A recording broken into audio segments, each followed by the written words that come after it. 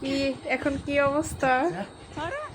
এই যে দেখেন ব্রাজিল সাপোর্টার, সে তার গেঞ্জি কি করতেছে, 5টা স্টারের জায়গায় 6টা স্টার লাগাবে, এখন স্টার গুলো খুলে খুলে ফেলছে।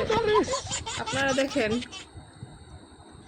কিভাবে সে তার ব্রাজিলকে ভালোবাসে, ব্রাজিলের বিয়ে তুলে ফেললো। টিয়াদা কিনছি বুঝুন না, বিশ্বকাপ শেষ এখন গাড়ি তুলে আলাইলে এটা কিনছি হিসেবে বরণ দেবো। তাই না?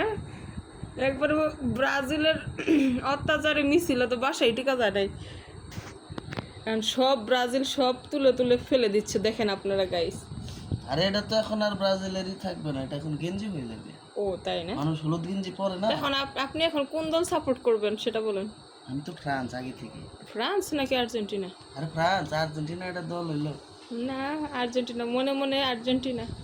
আর্জেন্টিনা এমন একটা দল যারা ফুটবল খেলতে এসে হ্যান্ডবল খেলে, ঠিক আছে?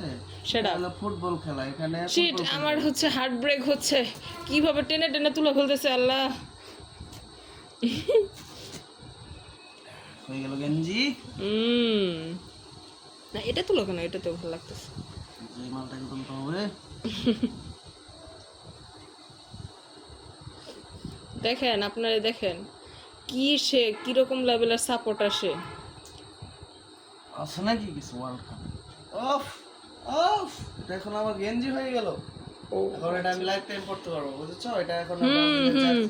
এটা একটা হলুদ গেঞ্জি গাইস, দিস ইজ এ হলুদ গেঞ্জি। এই যে দেখেন আপনারা গাইস, এই যে এখানে এগুলা, এই যে দেখেন গাইস, এই যে সেই কুখ্যাত স্টার।